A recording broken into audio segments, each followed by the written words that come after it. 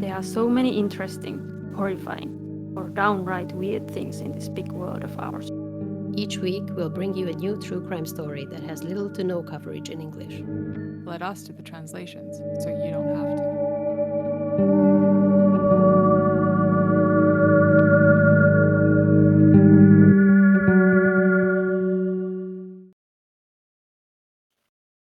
I'm Petra. I'm Victoria. I'm Laura, and we're Translation Murder. So yeah, it is once again my turn. So the fourth episode, we're going to be in Germany. And I didn't really give you that many clues, so I don't see how you could actually figure out what case this is. And there's not a lot of info about this murder, actually.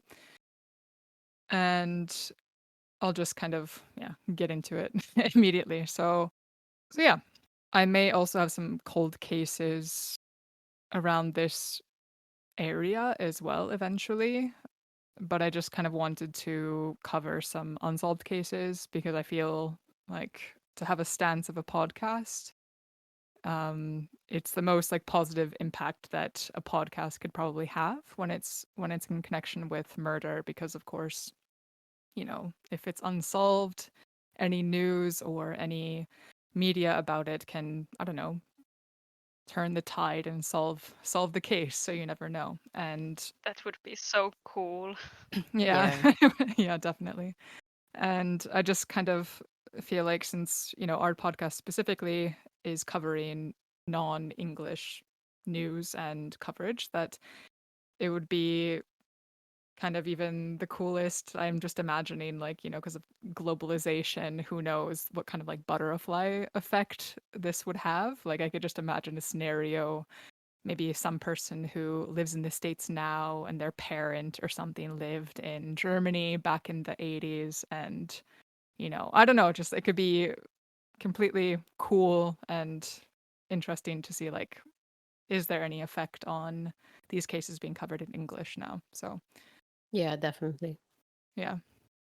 So yeah, I'm going to first take you to Mönchengladbach. It's a city in West Germany. So it's to the west of Düsseldorf and the east of the Netherlands. And previously, Mönchengladbach used to be called the Rheinisches Manchester.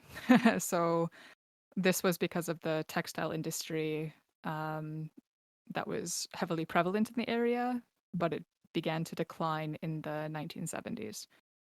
So basically, it's the Tampere of Germany.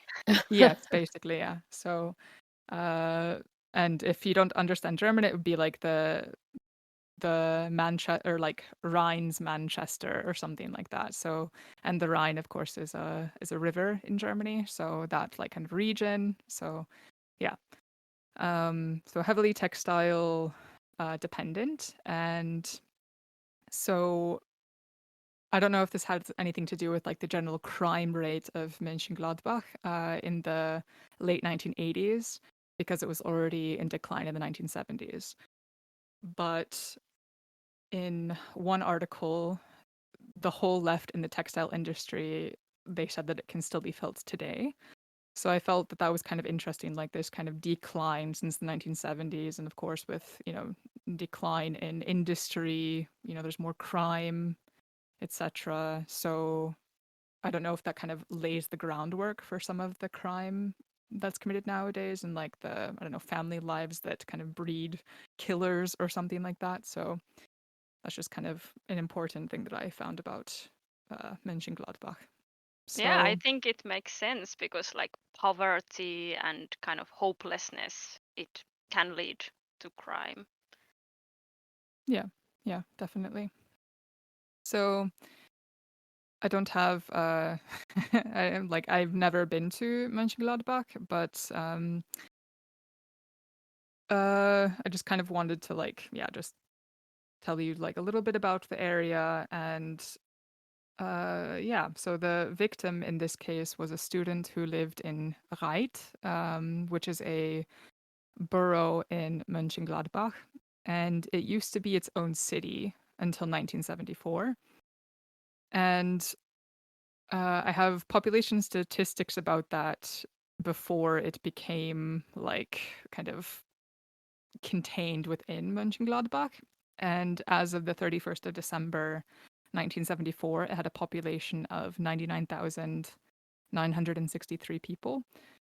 So that could be like a rough ballpark estimate of the time of the murder in the late 1980s. So maybe around 100,000 people is what I'm guessing, because according to Google, yeah, like even though there's like the decline, there's still it's close enough to like Dusseldorf that people could live there and just commute or whatever. So yeah. Kind of a bed town. Yeah, yeah.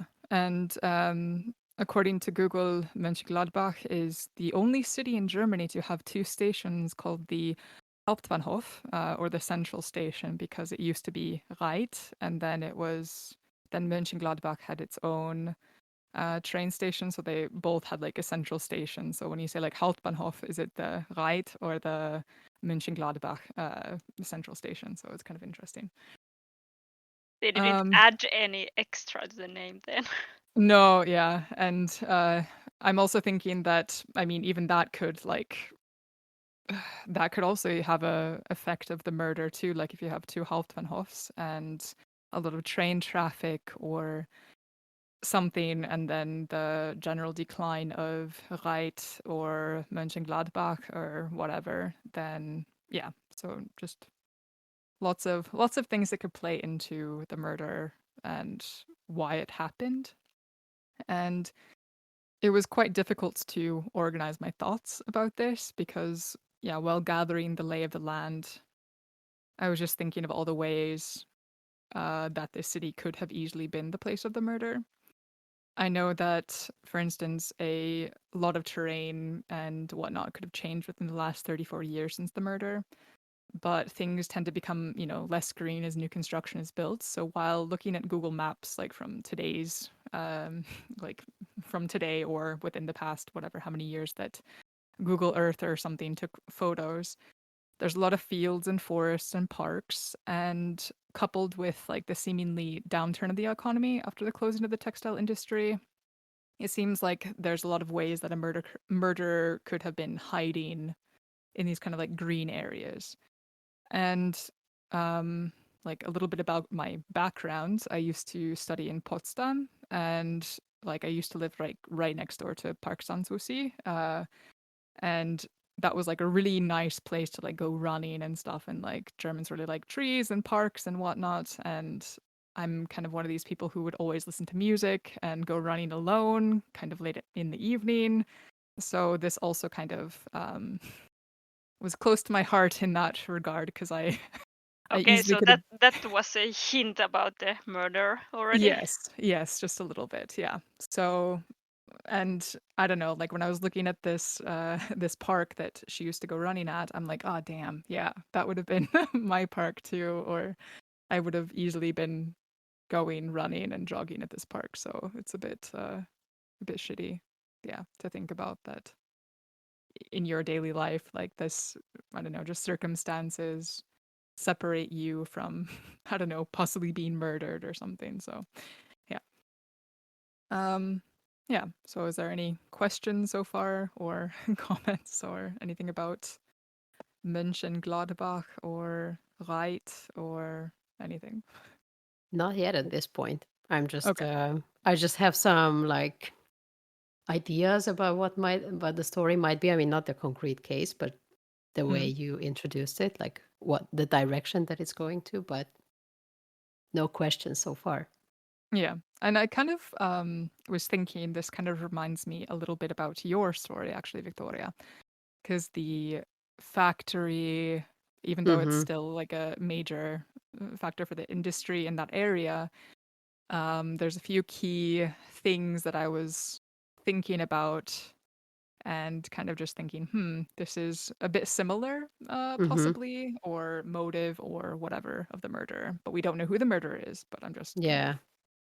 yeah, Okay. I'm curious to hear the details. yeah. So let me take you back to December 20th, 1989, and Beatrice Jaekel is a 25-year-old student studying art history and also Slavic studies in Cologne. Her favorite physical exercise was running, and she would either be doing that or walking in the expansive Breskes Park, which was near her apartment. She would usually walk from her apartment to the Leveldstrasse or the Keplerstrasse through the Breskes Park along the nearest to the Rhein castle and back again. So this is a path that she would walk often, which, as we know, like people have routines, they follow them quite closely. And this just really got me thinking that if she would walk this path, like always, this is always the path that she would walk. She'd always go running on this, like from Leveldstrasse to the Keplerstrasse and whatever. That it's like, I'm just thinking someone stalking and, I don't know, in the planning phase of the murder, someone would know that she's probably going to go running in the evening on this route. So, Yeah. Mm. yeah. So basically, if someone had spied on her, it's pretty easy to figure out that, okay, this is what she does almost every day. Yeah, exactly. On the 20th of December in the late afternoon, she goes for a run. Her boyfriend is a dental technician, and he tries to reach her in the evening because I guess she was supposed to either meet up with him, and she was also supposed to go bake Christmas cookies with a friend in the evening, but she didn't show up. Okay, so And this is in the late autumn or already like December. December. Yeah. Okay, yeah. Yeah. So like right before Christmas, so they're supposed to be baking Christmas cookies with the friend. And I mean, I guess she was pretty like trustworthy person. She had a, like typical student life. I mean, she was what, 25 years old. She lived in an apartment and she'd commute basically every day to Cologne or Köln and yeah, she was going to bake Christmas cookies with her friends. And when she couldn't be reached the following evening, that's when a police report was filed. So I think it was the boyfriend who actually filed the police report. And yeah, obviously people were worried because this was unlike her. And yeah, so this is kind of what we know as of the 21st of December. So on December 22nd, a search party of about 30 police officers, scenting dogs, and a helicopter searched the Breskes Park area. And sadly, around 11 a.m., the body of Beatrice was found hidden under branches and leaves in a foresty part of the park, about 20 meters from the scene of the murder.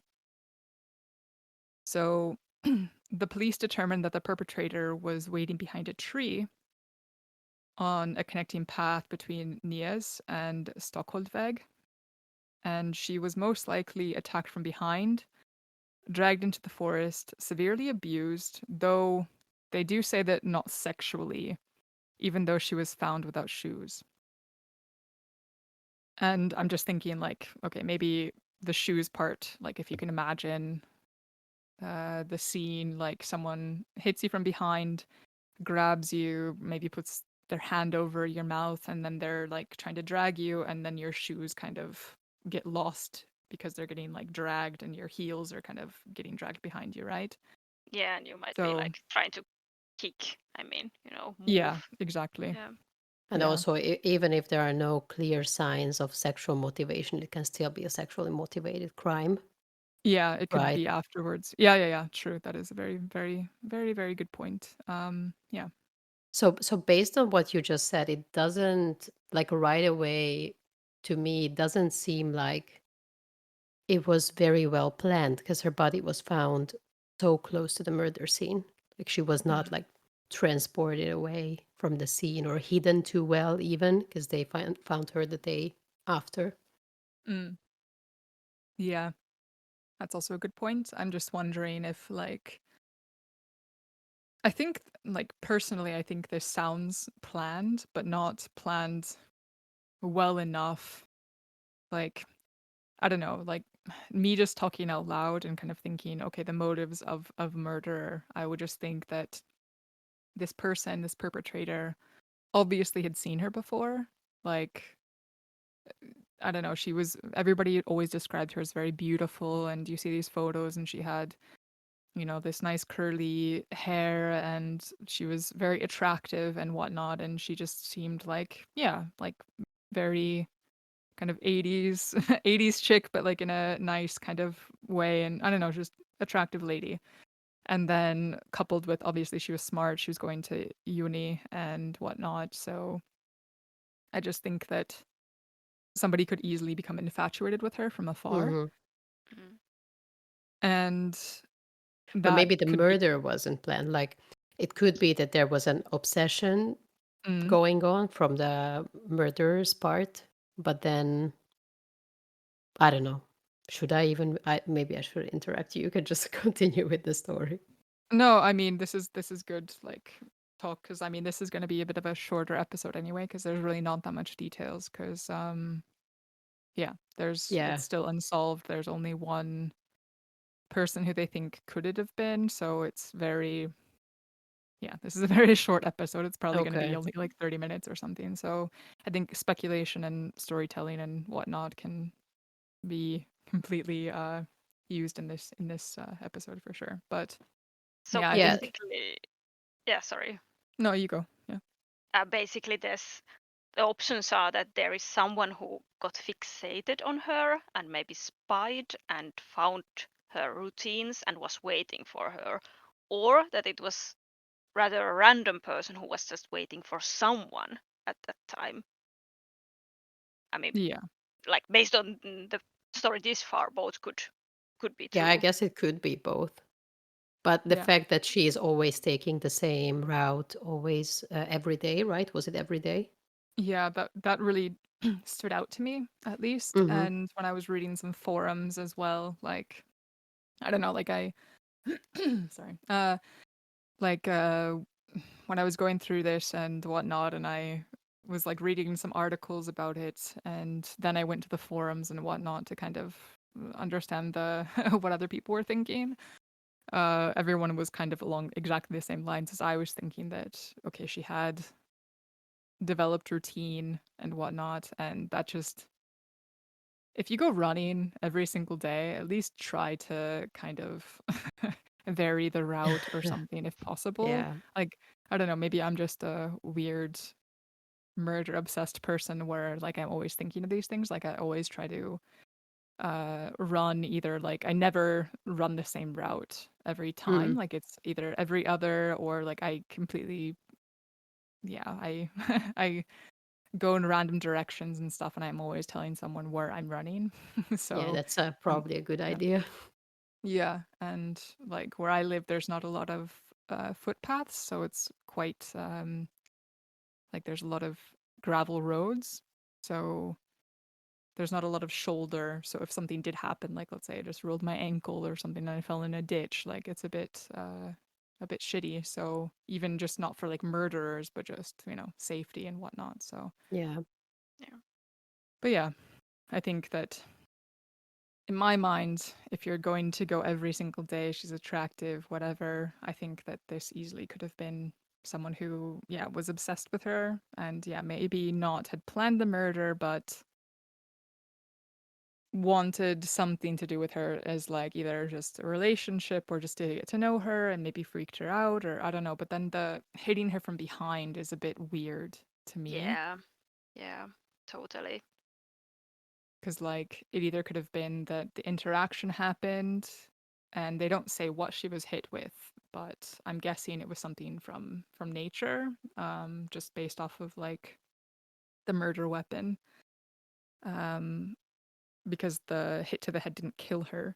But I'm just thinking that, okay, if the person didn't really plan this at all and she was, hit with a branch or something, then it also kind of goes to the fact that maybe he didn't, yeah, indeed plan this, but more like wanted to interact with her. Maybe she turned away and that's when he hit her. Who knows?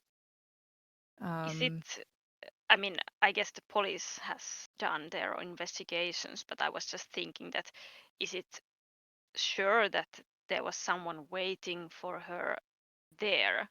I was just starting to think that maybe someone kind of, joined her company, like, hi, because I've experienced this when I'm walking in a park in mm, like someone just comes like and starts talking, usually a guy, and Not then you're creepy at just all. like you luckily in my case it has been daytime, lots of people, so are more like, okay, bye, I'm just walking, go away please. But you know if that has happened, that they weren't waiting, they just came to mm. socialize, like, hello, can I join you, how are you, do you often run here? And then when they have, like, the girl has been like, oh, creepy, okay, bye, please don't follow me, then they got angry and hit or something.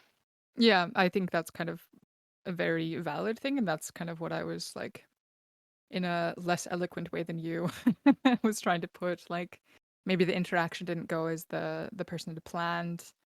Maybe Yeah. she was like, "Hey, I'm going for my run. Like I need to like bye," and then they got angry. Who knows? Like, but I'm just thinking, yeah, there was some obsession. I'm like, I don't Yeah, want that to would like, be the obvious, or one of the obvious explanations, I think. yeah, I don't want to like speculate too much, but I'm just like, it feels too like personal that, especially since she had this fucking like pattern of when she would go running, like maybe not at the same time every day, but always the same path, and yeah, it just yeah, a bit shitty, and the lack of pre-planning for the weapon obviously wasn't planning on killing her, but just yeah.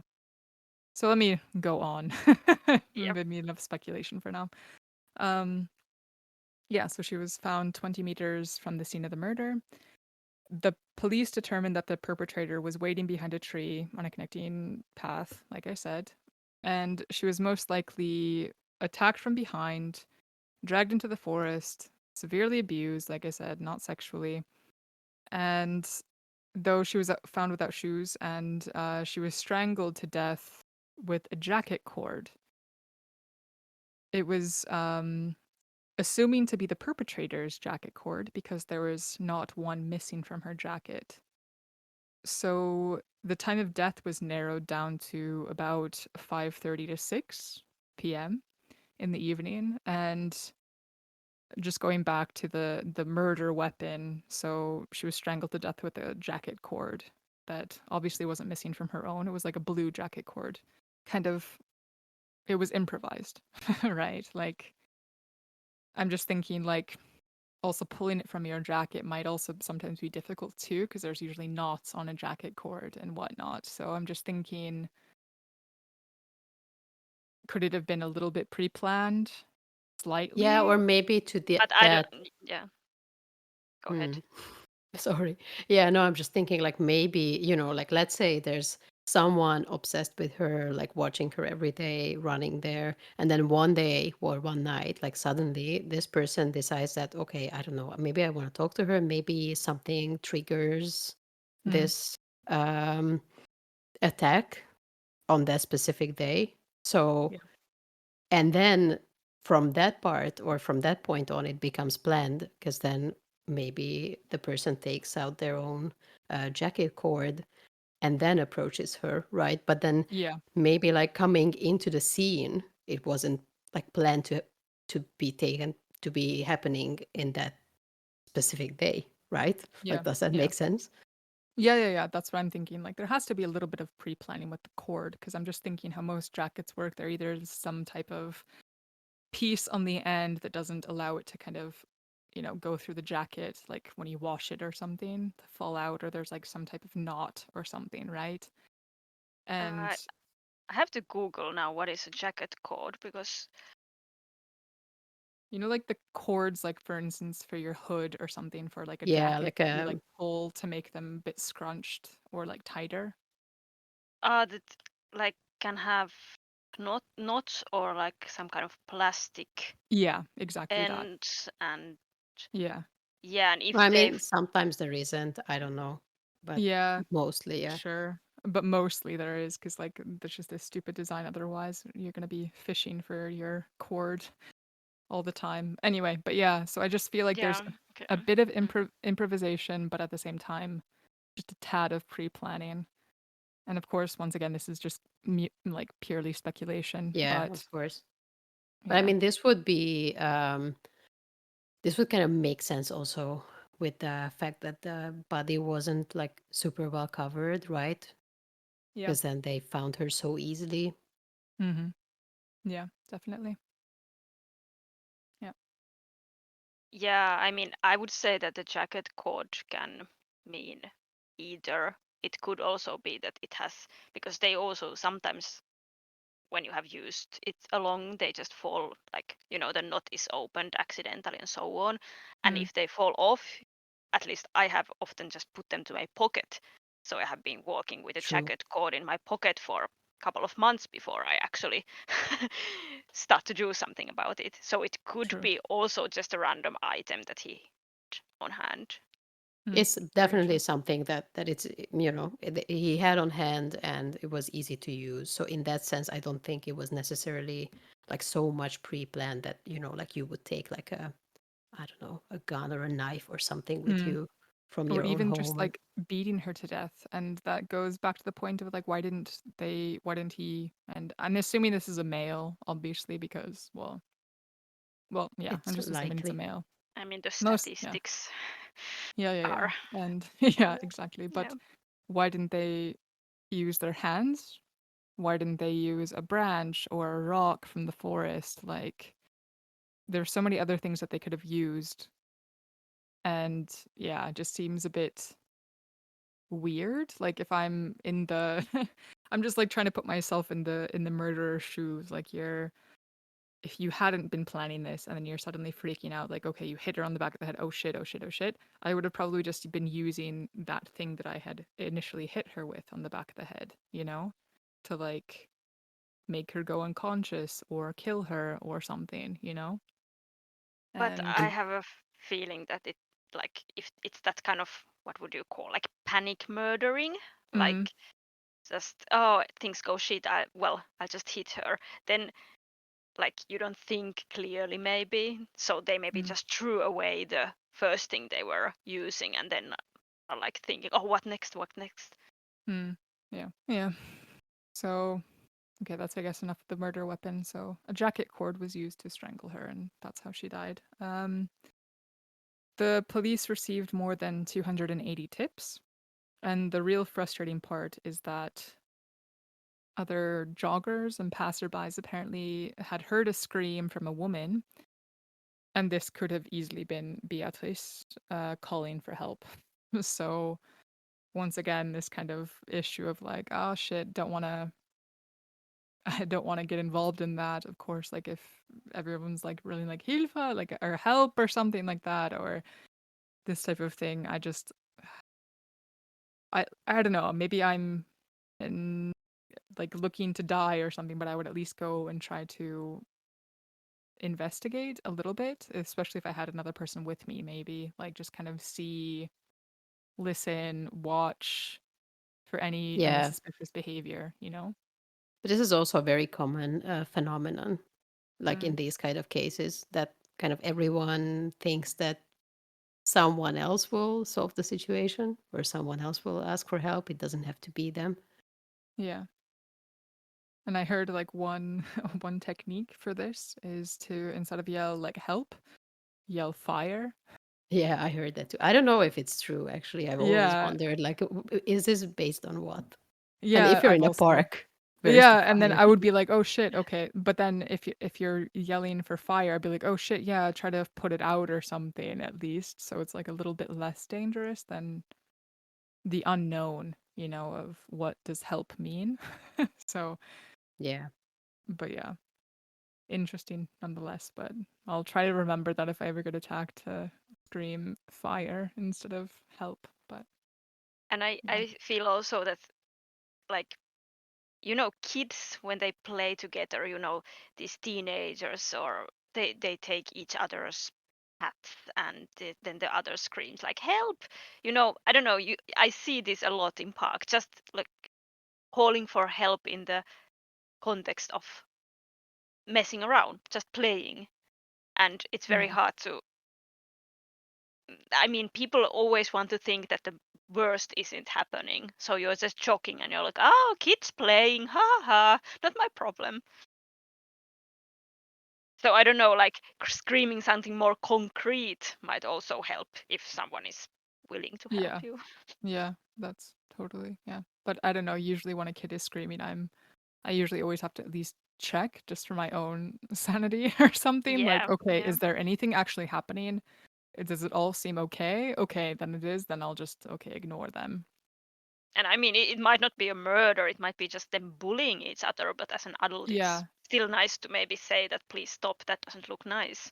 Yeah, or like if one is actually like hurt a little bit, like for instance, Yeah. this apartment building I used to live at, and there was this like swing set, and there's one girl a bit younger, maybe like with her brother, I was guessing, and then some of friends around his age, so like a couple of years older. And then she got hurt on the swing and she started crying, and I was just like making sure, okay, she's not crying because they're hurting her, but she just was crying because of the situation or something, like getting hurt on the swing, not because anybody was technically hurting her. But Mm, you still kind of have to like judge the situation, but it's yeah. still a bit shitty that yeah, nobody really did anything in this Yeah. regard. Like So there were like no one called the police or there were no reports about it. Like, mm, because I would, in a way, like, understand that you wouldn't maybe go yourself to investigate, right? And that's mm, not always smart, anyways, to do yeah, that. exactly, yeah, But yeah. then I don't know, I mean, there are calling the police. witnesses, and we'll get into that as well.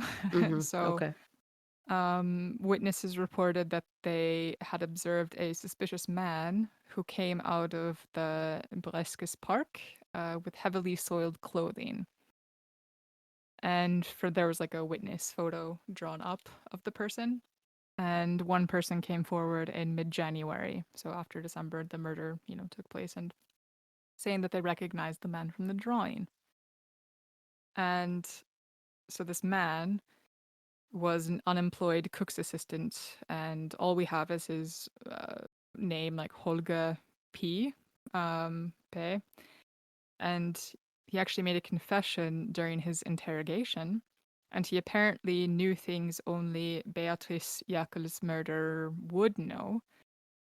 But all we know that from that, of course, there's like often cases of leading in interrogation and police and whatnot. So who knows if this is a case like that? I don't think we have any transcripts or obviously like videos. No, not in late 80s about any of this. So who knows? It could be easily this guy. And going with the witness drawn photo, of course, like witness testimony isn't that isn't that foolproof? And then, of course, an interrogation, confession made underneath that is also not foolproof. So who the fuck knows if this guy actually Yeah. did it? Um, and yeah, whenever someone says only knew things Beatrice Jaekel or like the murderer would know, I'm always a bit questioning that. Um, Like what? What things did that's the they? thing, they wouldn't say because they don't want to share that information in case like an actual person would Of come course. forward after that. Yeah, So I Hmm. think that's the normal procedure with this. yeah.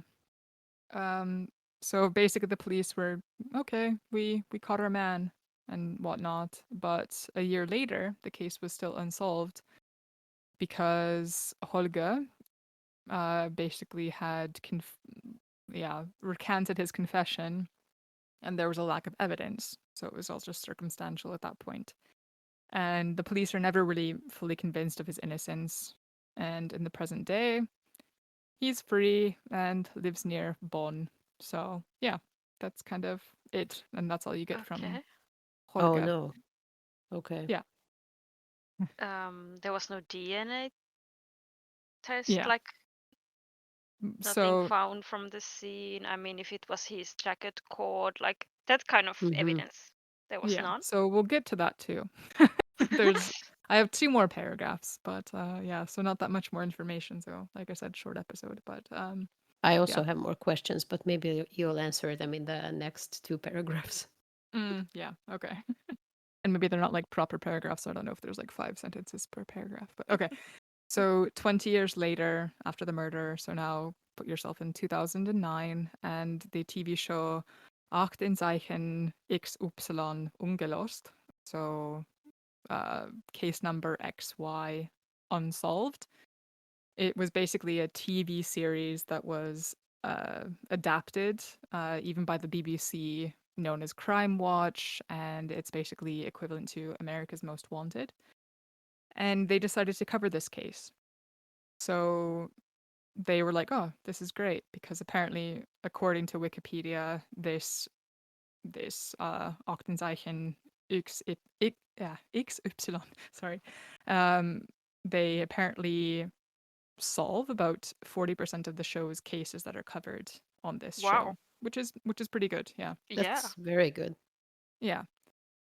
So yeah, the investigators were like, "Fuck yeah, this is great. This could lead to new clues, leads in the cases, especially the woman who had apparently heard the woman scream at the time of the crime." So there apparently was like this other woman who was walking with her 7-year-old daughter around Breskes Park, and she told a passerby what she had heard, that this woman had heard screams, and the daughter and her had not come forward in the investigation though. So basically it was kind of like the, "Oh yeah, I heard from this woman who I was passing by in the park around that time on this night that she said that they had heard kind of this thing, but this woman had just never come forward in the investigation. Who knows why?"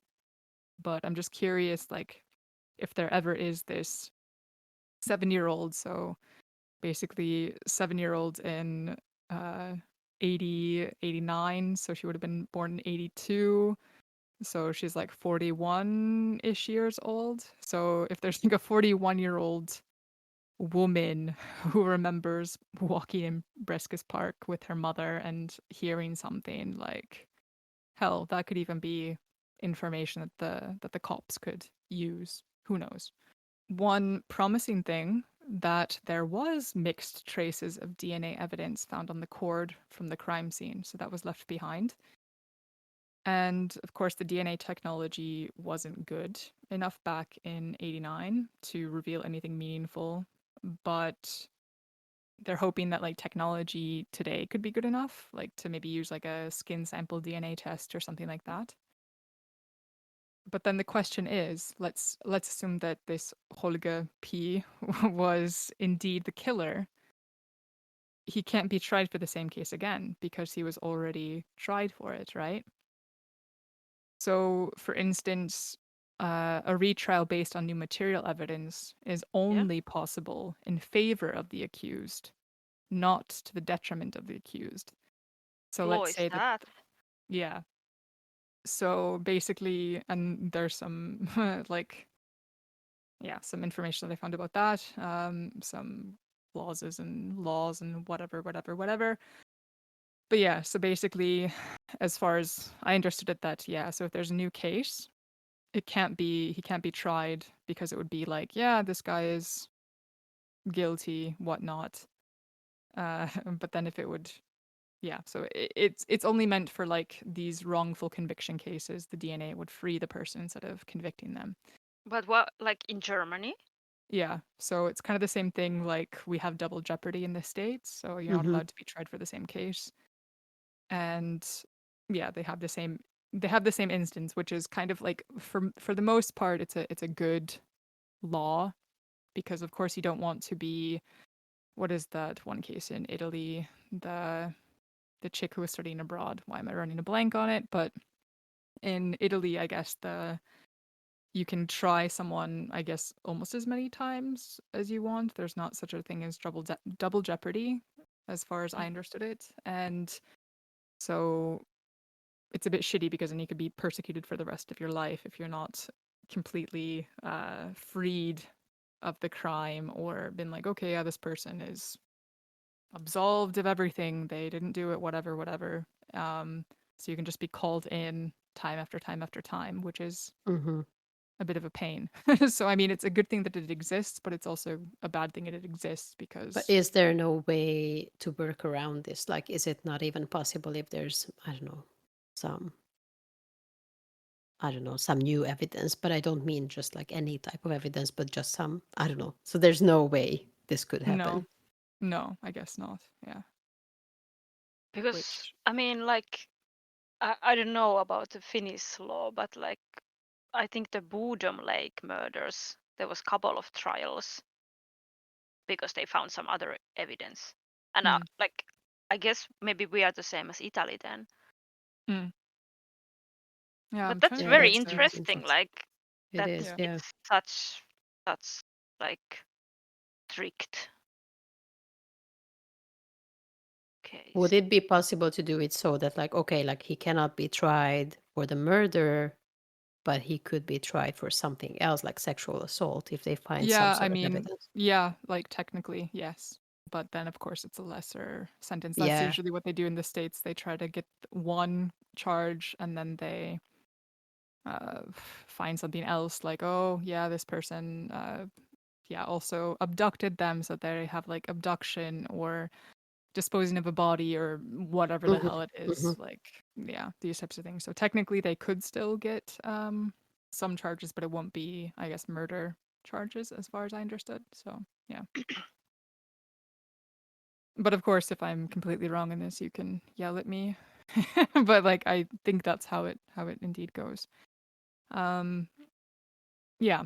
So this also kind of brings some interesting like ethics questions into play because of course, if let's say this Holger P guy, like the DNA indeed proves that he was the killer, or at least they're holding the cord that is the murder weapon. Uh, yeah. How is it to know that a killer is just like walking around, and how does that kind of affect their life and the people around them? I mean, it's kind of an interesting thing to think about. Like, if this person obviously killed someone and they're out, like in the States, this doesn't really happen that often, but in countries here like Finland and I guess maybe some other EU countries where the rates of sentencing or like the years of sentencing aren't that expansive. So it's not like you're going to be in there for life sentence. It'll be like 12 years. You're eventually going to get out. So there are killers walking among us, but at what point, like, is their privacy and stuff important? It's kind of interesting to think about. Mhm. Yeah, but I think it's a bit different case if the killer has still suffered their, you know, what's the word? Punishment. They have been punished by the law of the country, Mm, and after that they're walking among us. Then we can also kind of expect that, okay, they have been punished and they have also kind of learned their lesson, so they won't kill again. That's mm, at least the idea, I guess. But it's yeah. completely different when they have committed a murder and got no punishment from it. Then like justice didn't happen, and you still like you feel that, okay, what prevents them from murdering again? Nobody ever said them actually that no, you did wrong. Mm, Yeah, and I guess like in Finland at least, but yeah, also maybe like in the Nordic countries in general, there's a bit more of an emphasis on rehabilitation. Of course, I don't think it can Yes. always be successful, Mhm. yeah. but I would also hope that, if someone is sentenced to life, but then, yeah, we know that often they get out like after 12 years or something, but there's like an evaluation after that first 12 years or first however many years. And I would hope that, they could determine it if if it's like not safe to let this person go. Then that's just a Mm. kind of a point of evaluation, and they can still be kept in prison for longer. Yeah, I think Yeah. they can, Yeah. like But also even in we know Nordic that countries. yeah, I don't know, like of course we know that I think we talked about it in the first episode that Laura, you said that maybe the longest prison sentence was it in Finland? Was like Mm. 28 years. Yeah, something 20 something years. Yeah. Yeah. So yeah, I don't know how often it happens, but that they actually don't. Yeah, it's not an Yeah. easy question. Yeah, it really isn't. And of course, like, person's life was lost, and she seemed very, I don't know, seemed in the prime of her life and whatnot. Yeah, And of course, it could have even been the boyfriend. Who knows? But I doubt yeah. it. I don't know. But like, On the other hand, like this doesn't sound like if it was really this guy or like a stalker mm, type of situation, like not a close, uh, like not a boyfriend or not someone who she knows very well. Like it doesn't sound like something that this person would do only once mm, yeah, that's true. if they got away with it. So if it was this guy, like I don't know what was he doing after this case? Like what kind of like I don't know Yeah, I'm how kind what of, about his life now? Like what is he doing? yeah, I mean, I've kind of, now I might stay in Germany for a while for the episodes I'm going to do, because there's some other missing cases of women in kind of, I guess, this area, um, also around the 80s and Mm-hmm. whatnot. So I'm kind of curious if there's any connections between them. There might not be. I haven't done enough research, but I'm kind of on the unsolved murder kick, I guess, Yeah, because yeah, there was like an article I found that it was like 10 women missing, blah blah blah blah blah. So I was, oh, what's this? And happened to be one of the people was the Beatrice Jaekel. So I'm just thinking that, yeah, could be. So this is a bit like the old case we had from Hungary. Hmm. So it yeah, takes, I mean, if the right person is not caught, it means that people are in constant danger. Hmm. Yeah. And I mean, like, back in the 80s, like, how it was maybe. I just feel like it's so much easier for people to move around and strike up at a new city or something. And, like, because there's less paperwork following you around. Like, oh, now you're set up in this, part of the country, or you can move to a different country completely. And just, yeah, it's just kind of interesting to see, indeed, if there's any connections between some German cases or technically European cases or whatnot, but it's just interesting also that, I mean, it kind of is a bad thing that there wasn't such a, like, a very unique MO in this case, because mm-hmm. strangulation, whatnot, or maybe it is a unique MO. We just need to look at if anybody is strangling with a jacket cord or some type of cord more or something. But yeah, yeah. But do we know if there was any sort of connection between the victim and this guy? What was his name again? Helge or Holger? Or Holger, yeah. Holger. Yeah. Holger and then P, that's all we have. So that's, like, I guess, very common, to not give out the full name Mm-hmm. Yeah. because they want to have some, Makes yeah, sense. yeah. And especially because he was claimed innocent in the end. Yeah. Yeah, but did they like know each other? Did they, I don't know, have I any couldn't find like any information and it was quite difficult. Like, I was trying Googling, like, okay, like, yeah, trying to Google about this person and connections between the case and whatnot, but I couldn't really find anything. mm-hmm. Maybe it's just because my German sucks or something, but yeah, I tried searching for something because I was also wondering, like, is there some actual connection between this guy, or did he, I don't know, live along her route or something, Yeah, yeah, yeah. or Like not necessarily personal like connection, but something like that that they yeah, I don't know, he saw her regularly because he was yeah, also, I don't know, living in the area or doing stuff in that area around yeah. the same time.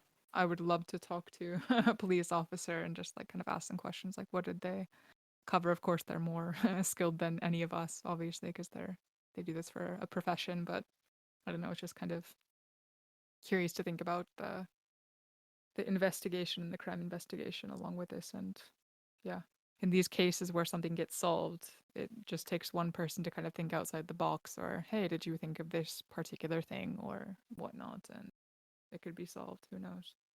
Yeah.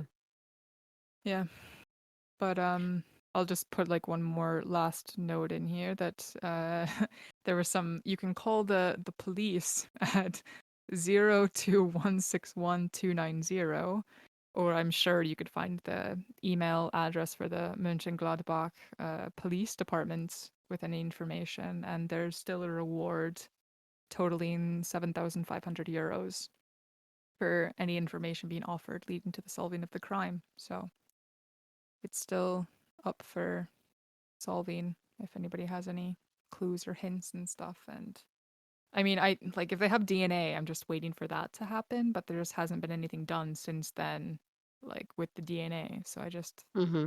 But do we know, it's like, totally, they still have DNA? Like, they have, like, saved some of the, like, yeah, sample? yeah, yeah, Okay. I guess so. So I just feel like it's totally solvable, but then are they, I just want to know what the fuck is going on with the case. And Mm-hmm. yeah. But I mean, still so confused. Like, why can't they just go?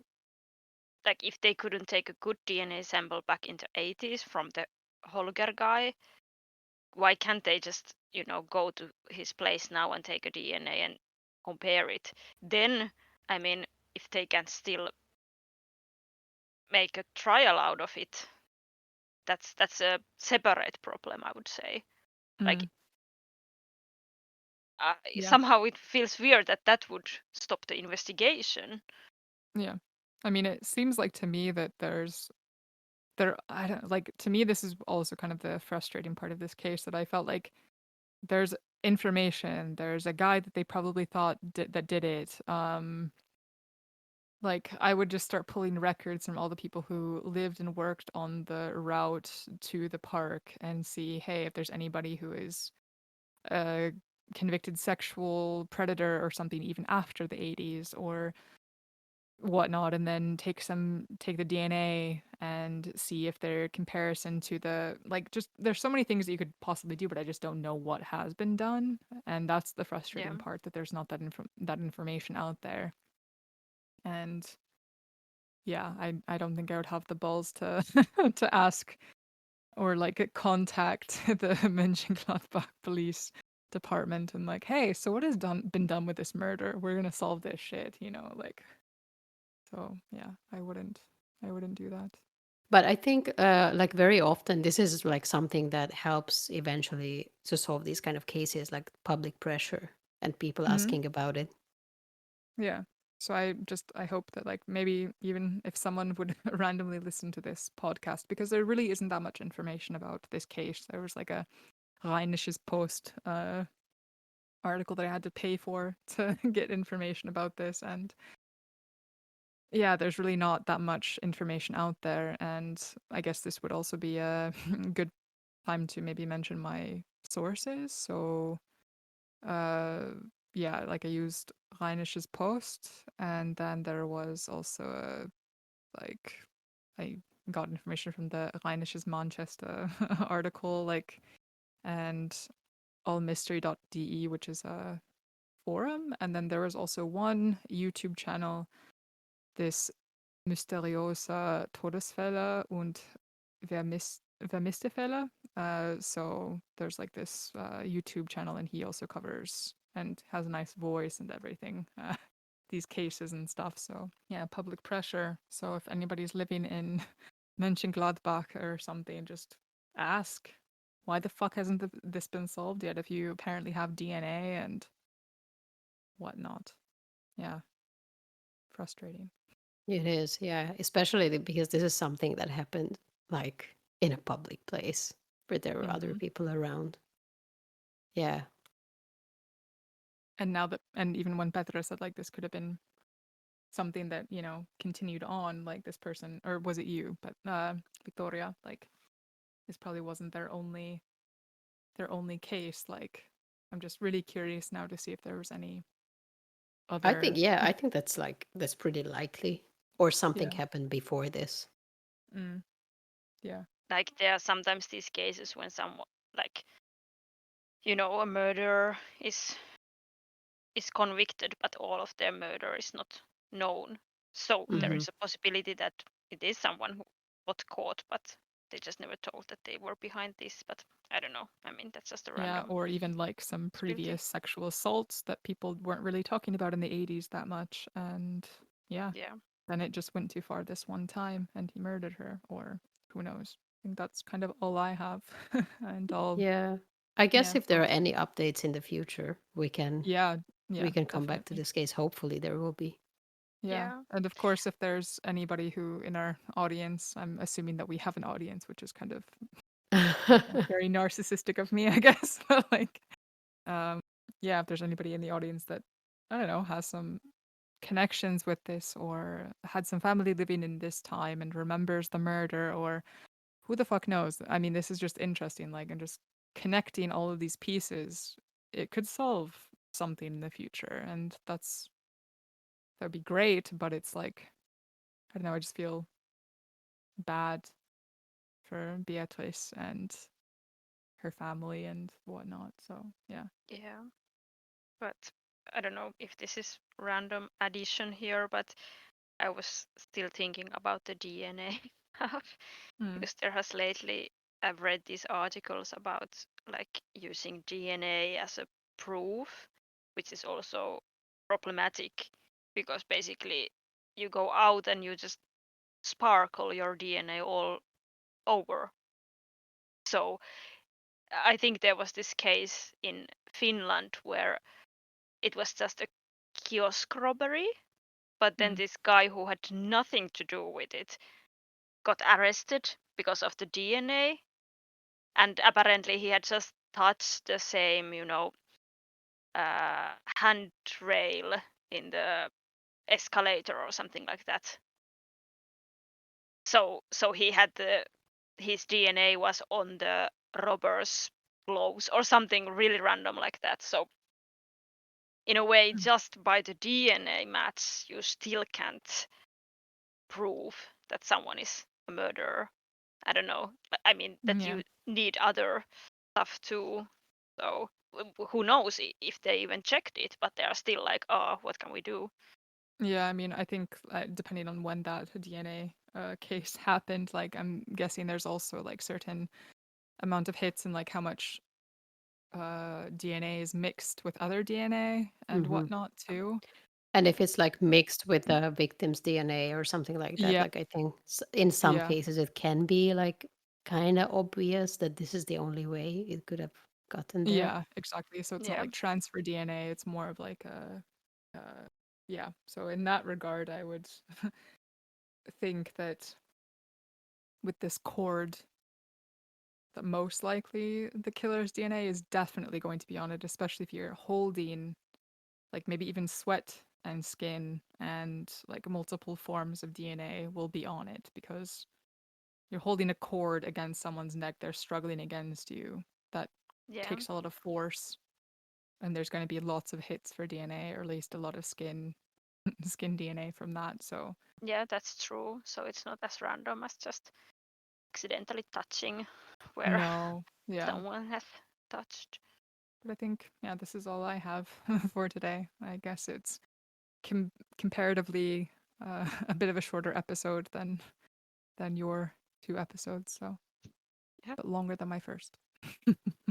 Yeah, I think next week I might also have a bit of a shorter episode because I so far I haven't found a ton of information about it. So let's see. It might be similar, like not similar in terms of like what the case is about, but at Mm, least the amount of resources that I could or details I could find so far. okay. yeah, And it's still going to be in Hungary, right? It's going to be in Hungary, and I think I could only give like very obvious hints. So maybe I'm not going to say anything other than it's from the 18th century. So it's a pretty Oh, old wow, one. And it's not like a conventional, like, I don't know how to put this. It's not really Well, there's murder, but it's not like a typical murder case. Okay. You'll see. Yeah. You'll see. Because I was thinking, is it from the book that you still have, or No, it's okay? not. It's not. I think I'm. So I do need to learn Hungarian then. I will. Yeah, I don't know. There are a lot of good cases there, and I'm sure I will bring some from the same book or yeah, similar ones. But yeah, I wanted to like change it up a bit, so not this time. Do you have any hints from yours, Petra? Have you decided on where you're I haven't going? decided yet. Oh, but you I'm have kind of, multiple options. yeah, Japan, it Finland. most likely it will be Japan. Oh, Yeah, very but I nice. have to pick the best one. Yeah. Well, I think I'll stay in Germany for a little bit and then maybe move on to, I don't know. Let's see where I move on to. Yeah, unfortunately, we have plenty of options from all countries. Yeah, Yeah. yeah, true. But I think I'm gonna stick for unsolved mysteries for at least unsolved murders for at least a bit. So yeah. Papa. Yeah, so I guess that's it, unless anybody has anything else to say. Guess you can email us for suggestions or comments, and hopefully not any dick pics, as Petra likes to do. Yeah. Not Yeah. no No dick pics. no dick pics. Yeah, so you can message us at translationmurderpodcast@gmail.com, and there's no spaces with that. And you can also follow us on Instagram at Translation Murder Podcast. So yeah, find us, follow us, like the podcast, share it with your friends. See you next week. Yeah, see you next week. Bye bye. Bye. Bye. Parola.